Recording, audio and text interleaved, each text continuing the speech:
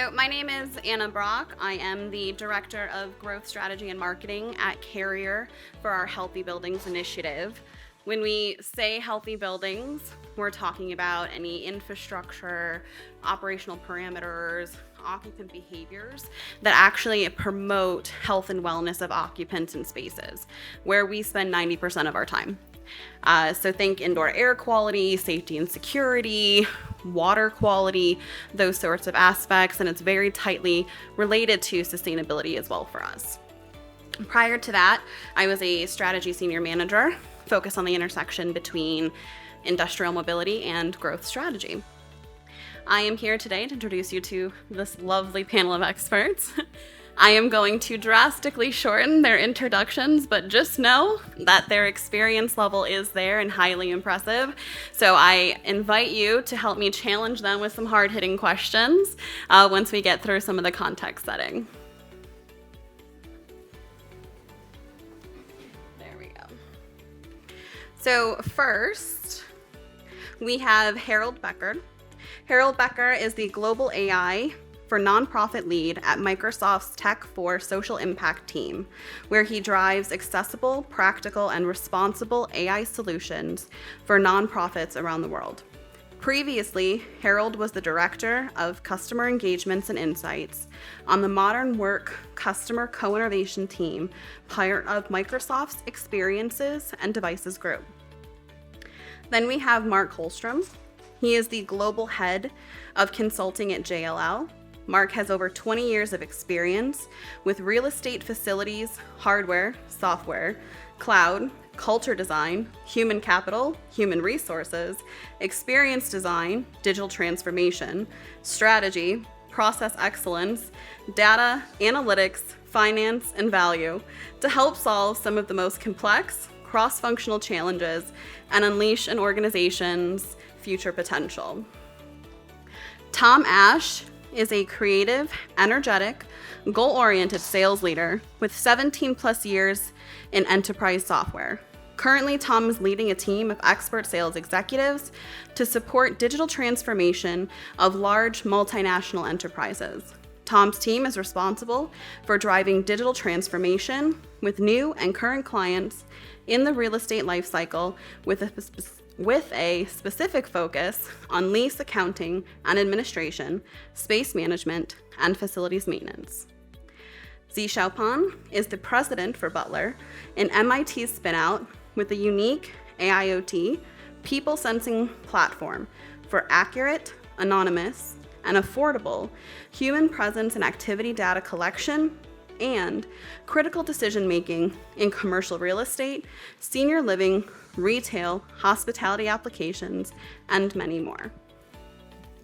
So we've spent a lot of time previously talking about what good looks like in terms of the future of work from a worker perspective. And now it's time to talk about how. And one of the biggest ways that we go from the current state to the future state is through technology as that enabler. And in this case, we start with commercial real estate as an overview to give some context around the actual physical environments where some of us are still choosing to work today as opposed to at home. So within commercial real estate today, we're seeing a lot of demand fluctuations from hybrid work. You can talk about New York as an example with 94 million square feet of office space vacancy. That's putting a lot of pressure on the market, according to the New York Times not too long ago. So what does that mean in terms of what's happening? You're seeing a power shift to the tenants or to those employers who are in those spaces, and an increased need for competition and differentiation of buildings to drive more leases, longer leases, and rental premiums. And how are companies doing that? They're looking to a flight to quality. So they're investing in technology, health and safety of buildings, the occupant experience, making sure that they have office space that's on demand and highly flexible and kind of future-proofed. You also have economic volatility, rising cost of capital, 1.5 trillion in debt coming due in commercial real estate, increasing the need for cash now, getting people back into buildings, changing asset values. commercial real estate's dealing with this by slowing investments in new builds, but not stopping them completely. And it's also shifting to retrofitting for resiliency. So how do we take those existing assets and make them attractive again? We're also looking at regulatory pressure. So sustainability, electrification, they're not new concepts, but there's an increased level of urgency because regulations are tightening. The timelines to complete those are getting a lot shorter, and there's penalties associated now to not meeting them. And also there are a lot of incentives on the table for acting now. So you see a drive to electrification, you see a lot of investment going into these spaces, less so in the typical certifications we're used to seeing that kind of greet you as you walk into a building, and more so in terms of the technologies like occupant sensing, etc., that allow you to understand what's going on in the building and how to optimize long term. So when we look at built environment technology, we're kind of talking in two pieces. You've got the property side, which is kind of the physical side that's going to impact the building and the infrastructure.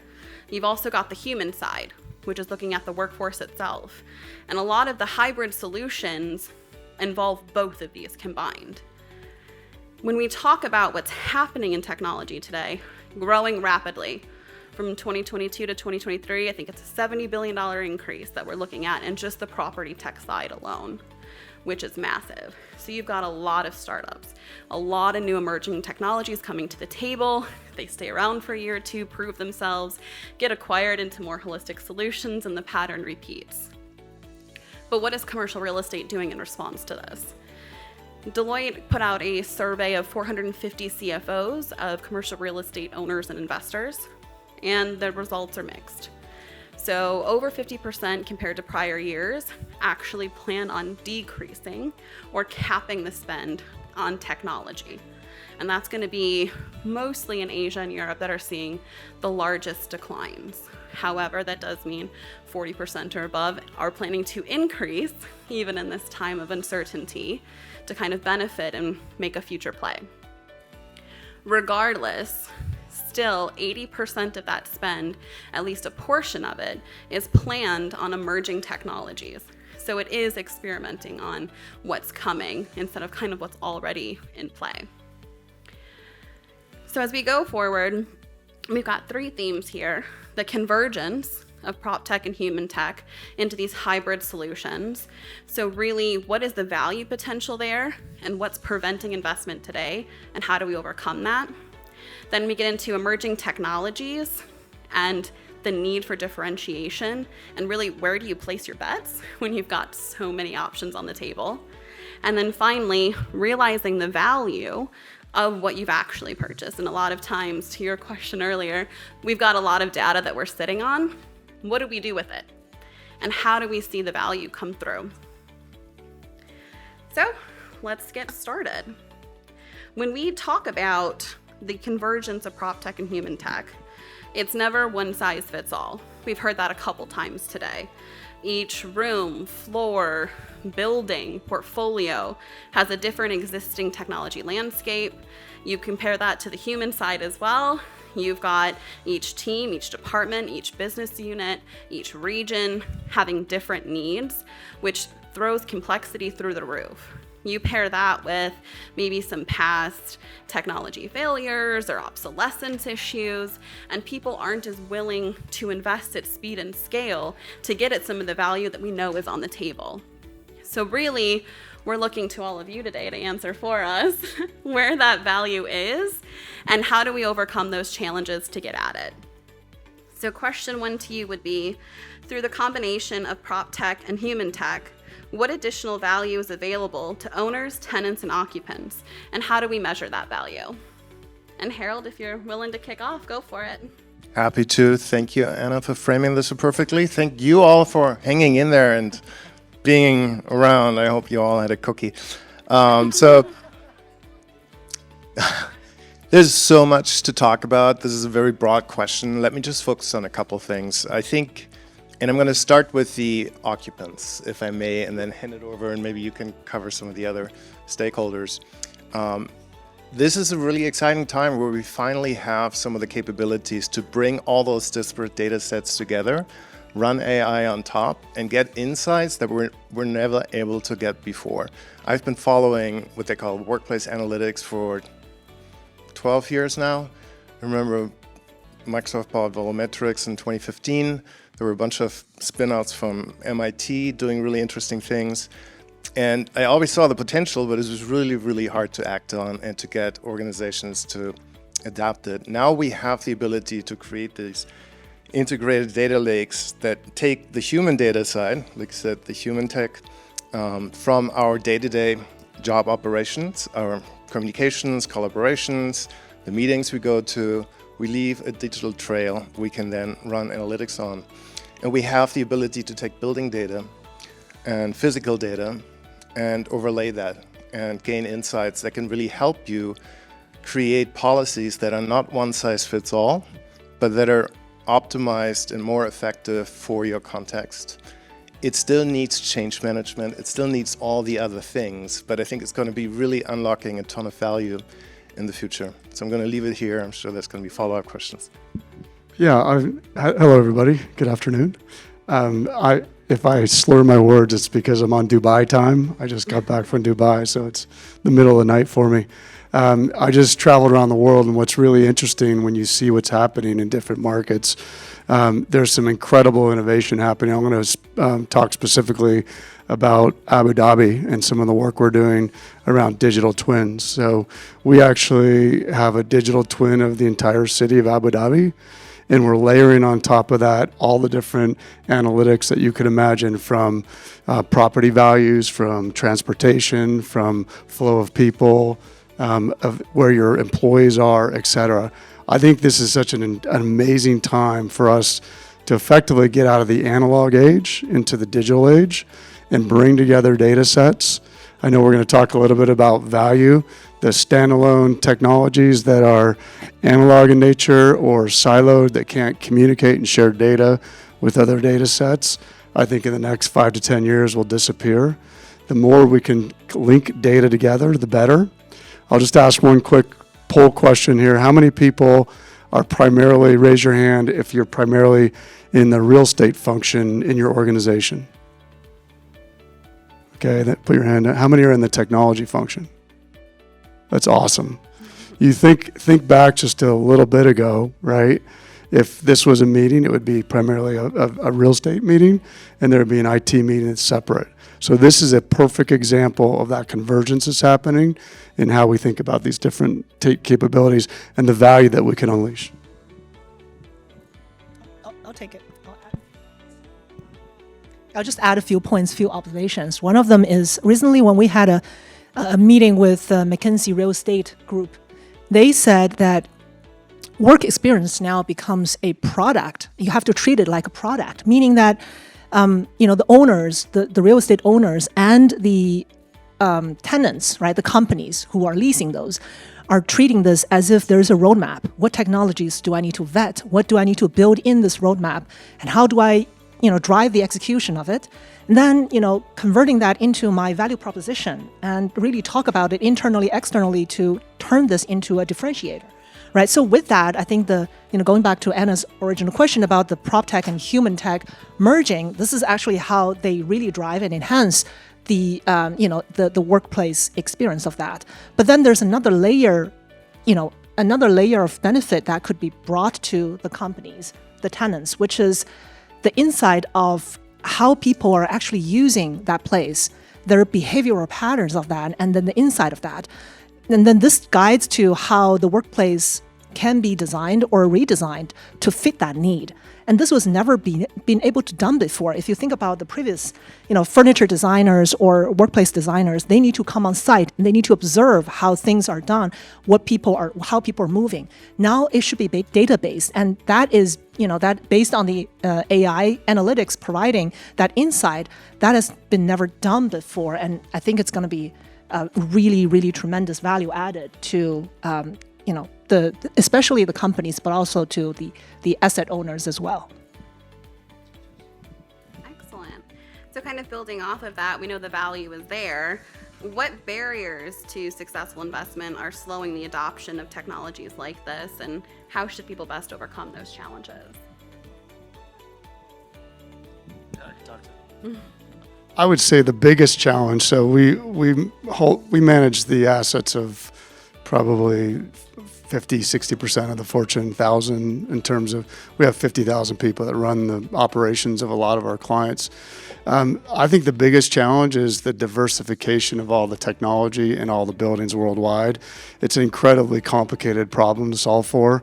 So if you take I'll just won't say the name, but a big bank, over 14,000 buildings worldwide, that's an incredibly complicated problem to solve for, right? So the maturity of using technology in a smart way in commercial real estate, we're 5-10 years behind other parts of businesses, and I just think that's a huge opportunity for those in the room to figure this out.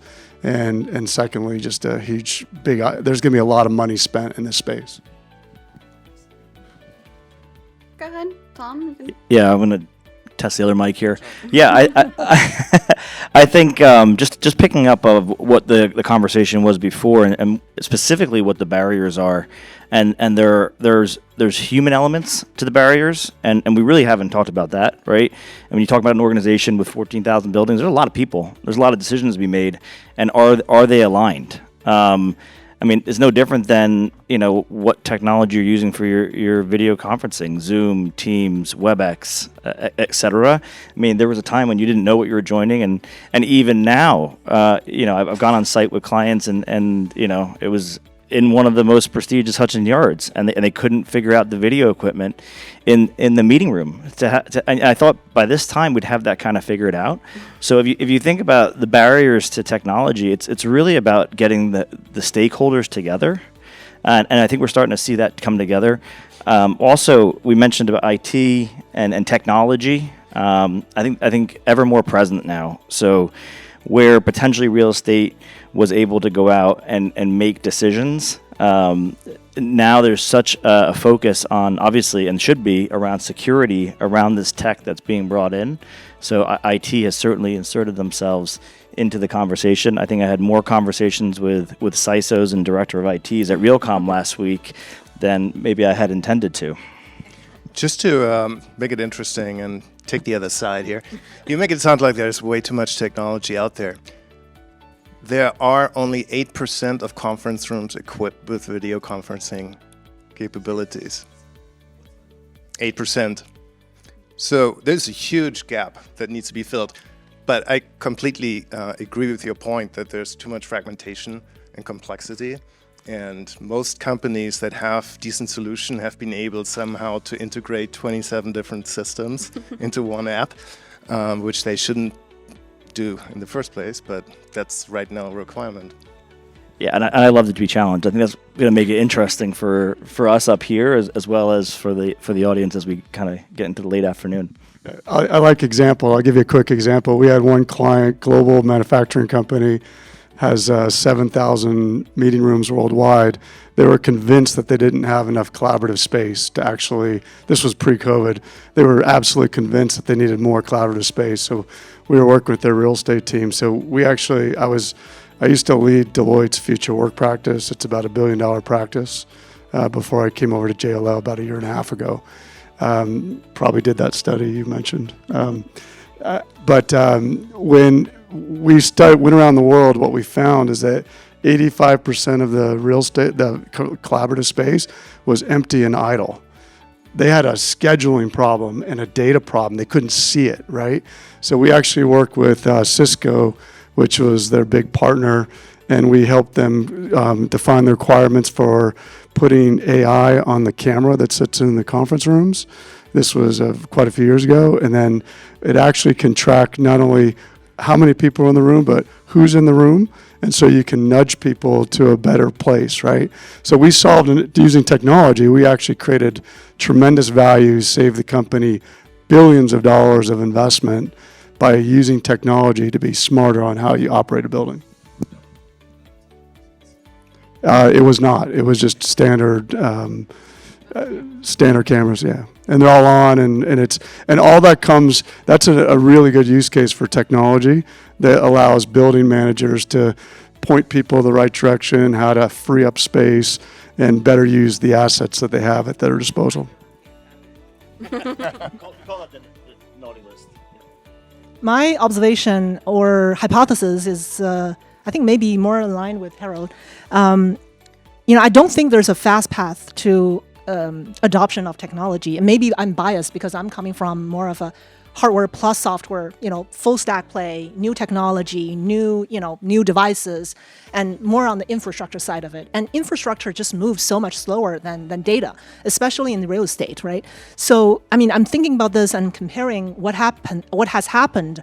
For example, a classic example here is the passive IR sensor, the motion detector that you're familiarized with. Sometimes you're in the bathroom, then you're, on your number 2, and the things all of a sudden decided you're not there anymore, and you're like clapping as you're squatting.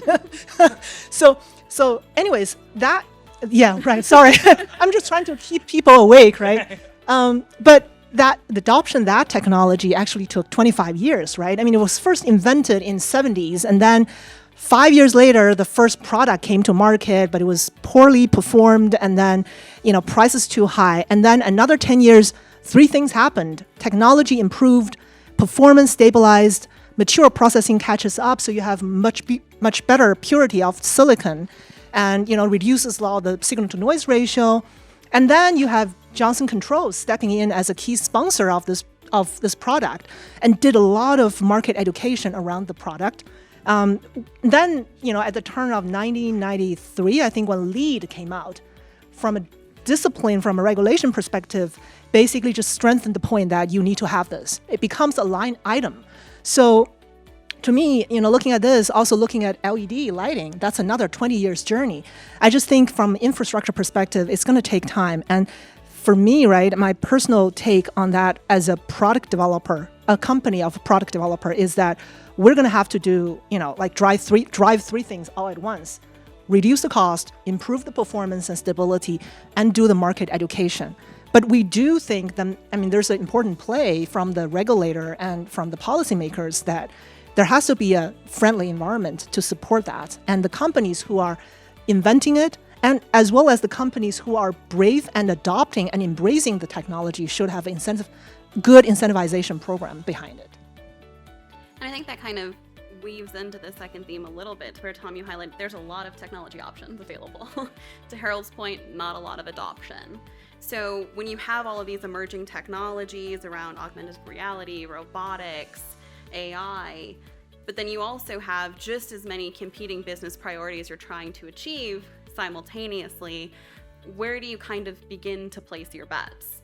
So question 1 would be, what type of technologies or solutions will drive the most value in the built environment in the next 5 to 10 years? And which ones are kind of just table stakes today? 5 to 10 years. I used to work in envisioning, so we had this 5 to 10 year time horizon. I loved it, but it really changed the last 5 years, because now we have so much good stuff on the truck that we don't know what to do with it. I don't think that way anymore. But I think, if I had to say, Horizon 3 for me is an intelligent marketplace that can have smart brokers that can supply space on demand. And it's a complete change from a business model perspective. So it's going to take a long time to get there, because it's not going to be the 10-year lease model anymore. But we see some case studies today, like Liquid Space, some others, that I think are serving kind of the long tail, and they can provide a lot of value, because companies need to be much more flexible, adaptable to survive in the future, resilient. We just saw this crazy 3-year cycle, right, where companies went from hiring like crazy to laying half of their staff off to now hiring like crazy, or not. So how do you do this in an environment where everything is so stuck still?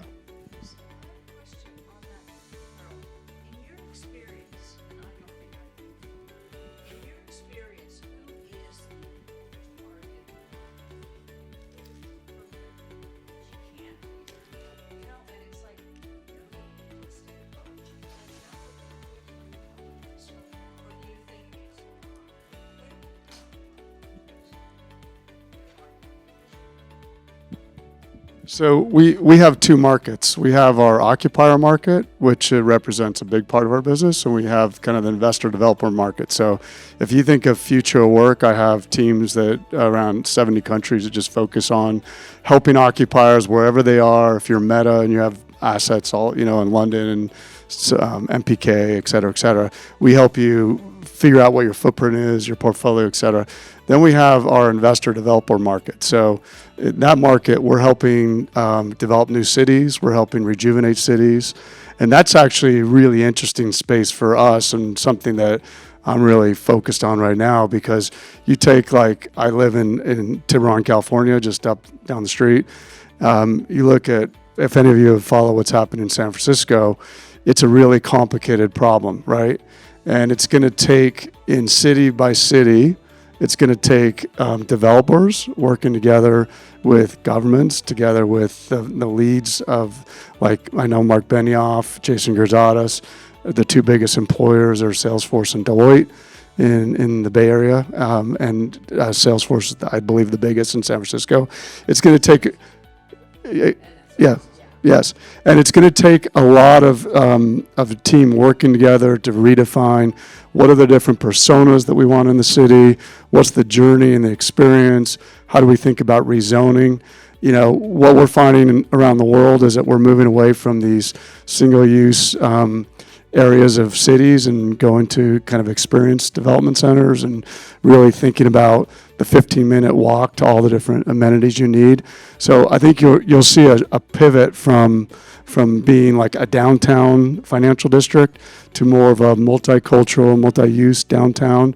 There's a lot of innovation happening in New York right now, converting office to apartments. We're not seeing it yet. The economics don't make sense yet in San Francisco for a lot of reasons. But you're going to see a big shift, I think, especially in office space, where the idea of a single-use office environment is kind of an old model.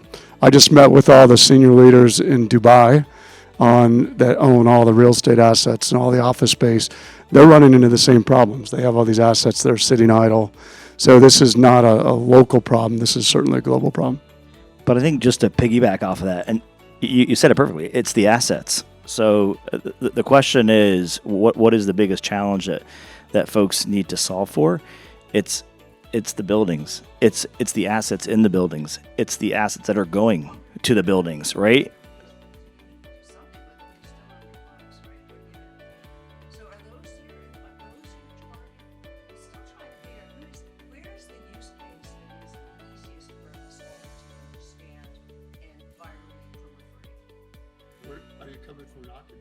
Or an owner standpoint? Yeah, so I think that there are different use cases depending on which side of the coin. If you own the asset, then you have to figure out how you make your asset attractive to people to rent it, right? If you're on the other side, it's how do you get employees to come back? I think in my mind, the cornerstone of this is really simple. It's about the employees and the people that come in the building. If you take, I'm going to just do some simple math. There's 30% vacancy in San Francisco, just simple math. If you say that people are in 3 days a week, let's be realistic, that's probably 15 or 20 hours a week. It's coming in late on Tuesday, it's leaving. So there's 164 hours, right, in a work week. 20 hours, what's that, like 18%? It's a small number. Then you say you have 30% occupancy.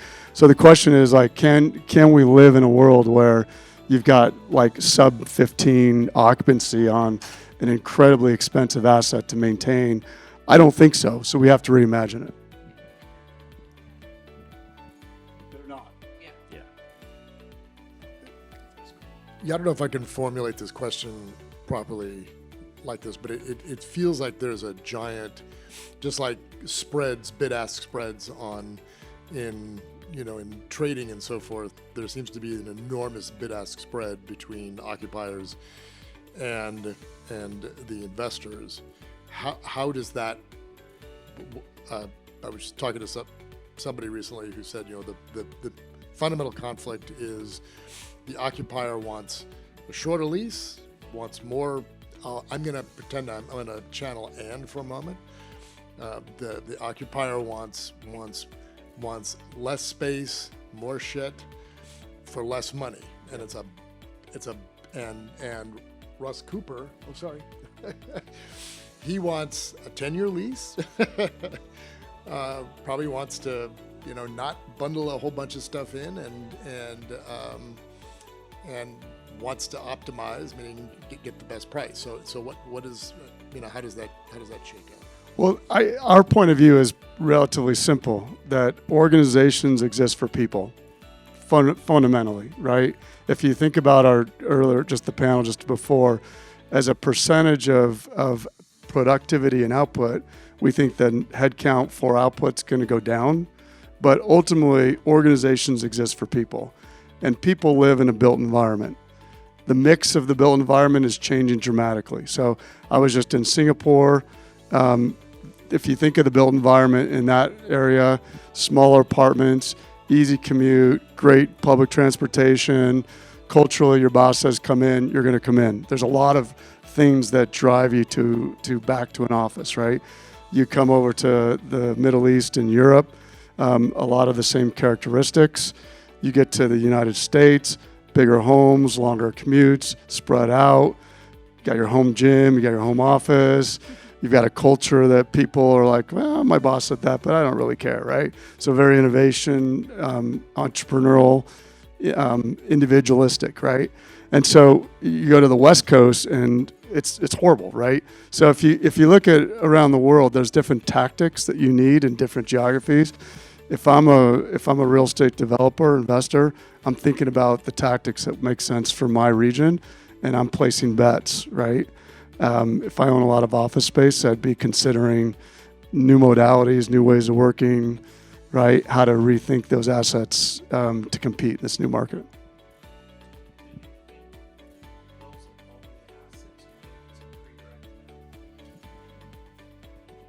Those that own the assets, do you think it's going to be a prereq now that you have to furnish as part of the build out? The sensors and the data collection, and then with the data collection, are the owners that own the assets, are they going to then try to monetize that data?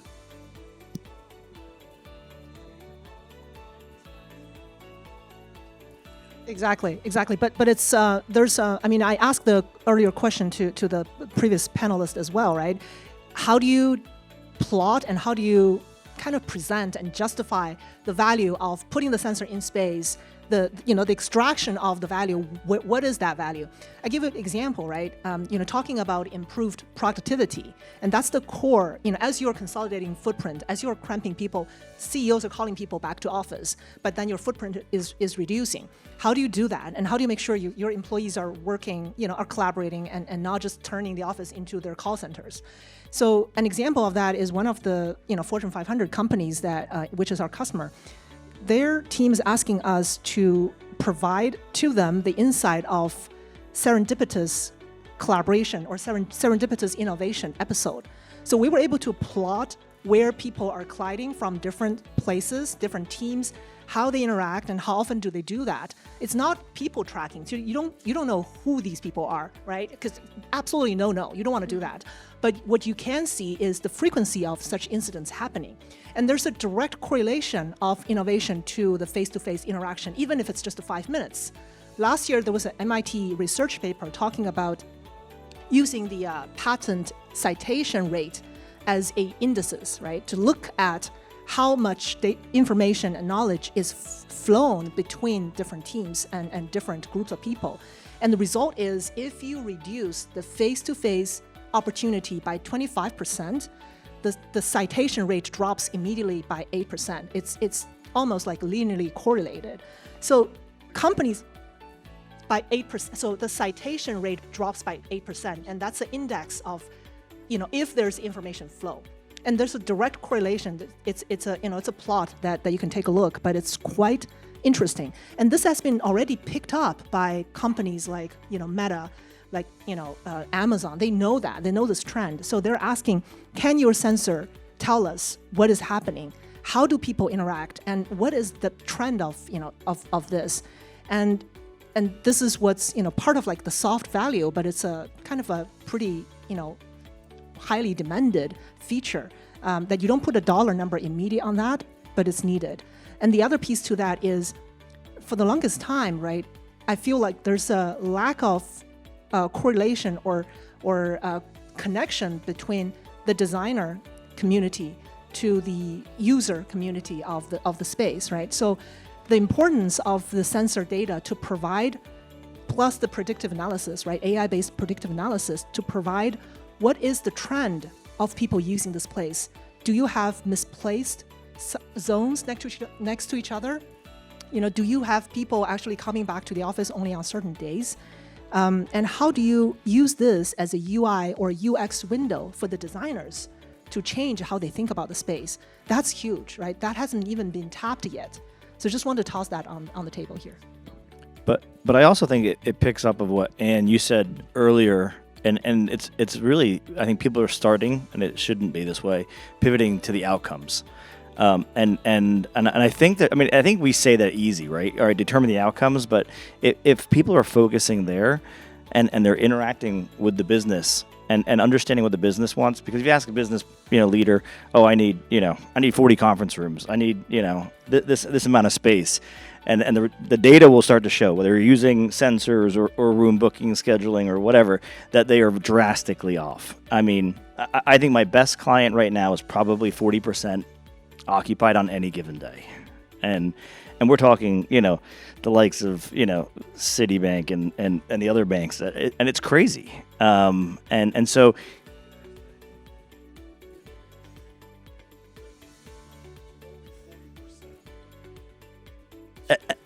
yeah, and that's I'm saying that, and that's on the high, and that's on the high side.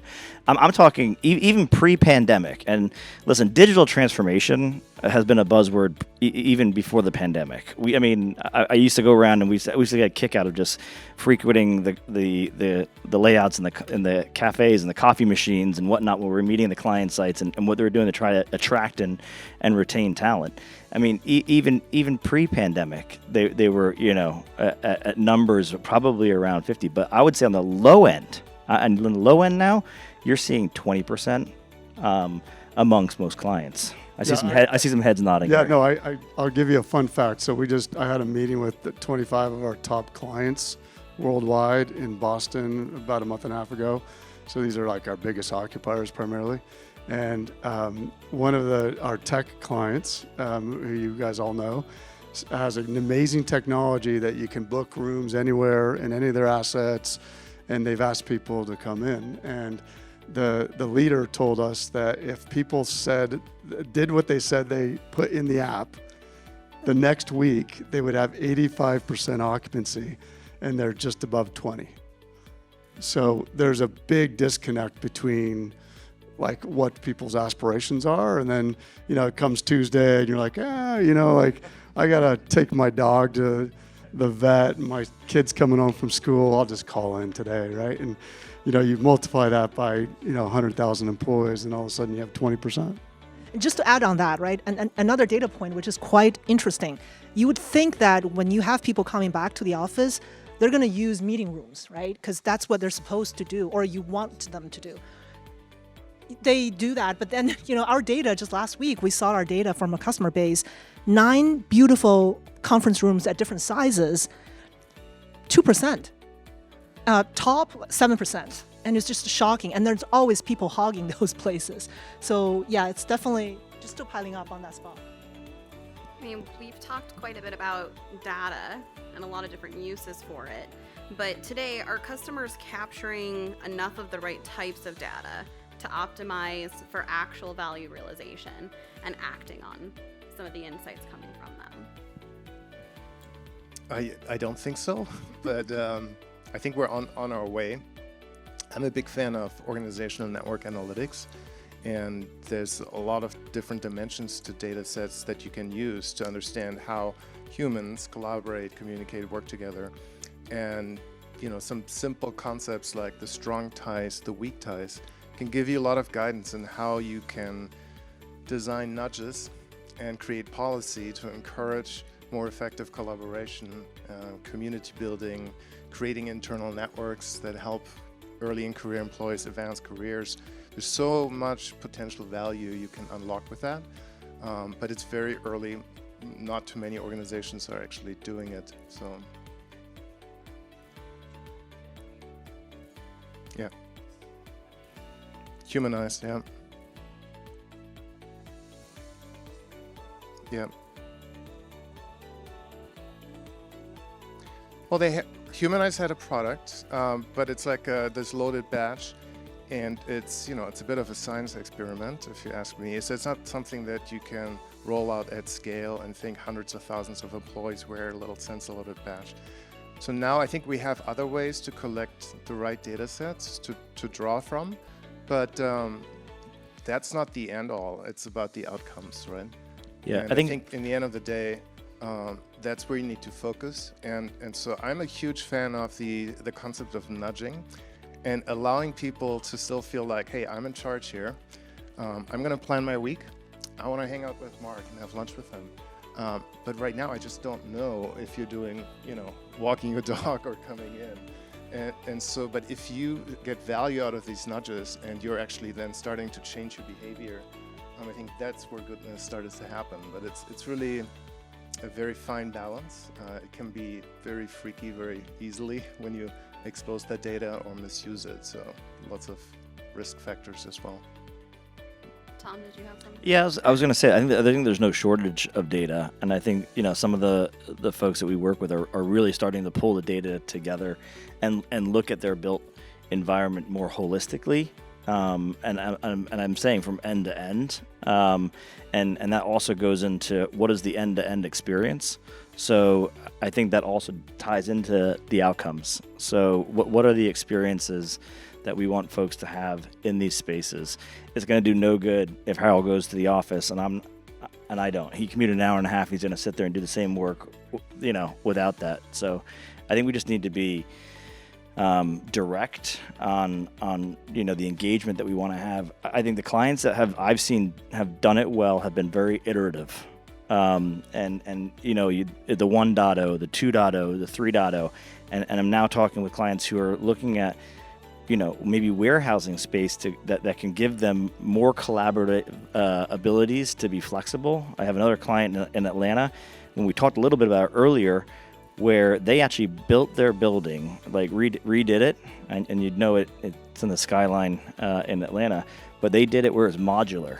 So they could actually move if they need, 12 more seats or desks that they can consolidate a conference room, or alternatively, they can turn it into a 12-person conference room.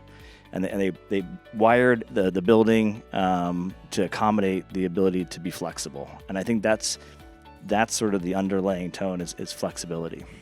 Yeah, I would just say there's all this conventional wisdom of what works and doesn't work. Most of it is crap, to be super blunt. Lead with data, test, experiment, pilot some ideas. I'll just give you an example. We're doing a partnership with a headset that basically monitors a few different factors of how you're thinking, how calm you are, etc. And what we're finding is that the A/B testing we're running is that people actually are more calm and relaxed in an office in certain job types than they ever expected. So the data actually suggests something very different than what people think if you ask them.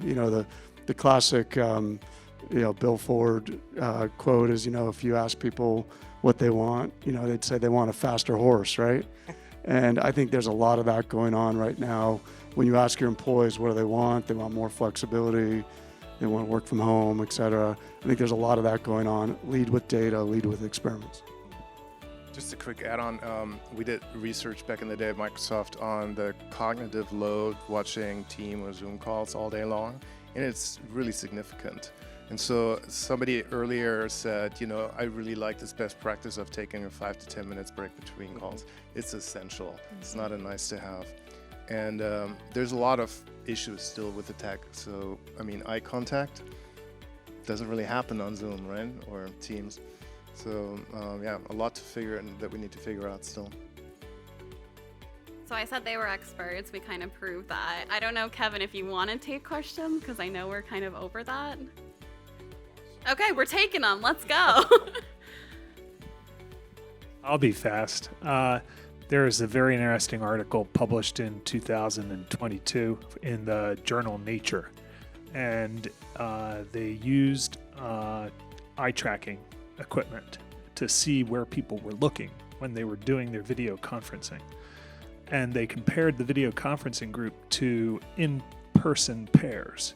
And they found that the people who were in person came up with, in creative collaboration tasks, came up with +2 ideas over those people doing video conferencing. And furthermore, much to the comment just made about what people are looking at, they found that one of the key problems was that people look at themselves when they're in video conferencing to see how they're being perceived, but they don't look at the other people to see how they're perceiving them. So it steals an enormous amount of cognitive cycles from the person who is on the video conference to be constantly thinking about themselves as opposed to the task at hand. And that's the problem with where they're looking.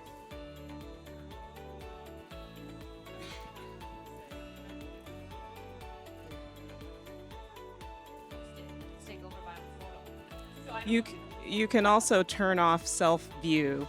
Turn off self-view in Zoom. It's wonderful, and you don't stare at your ugly mug the entire time.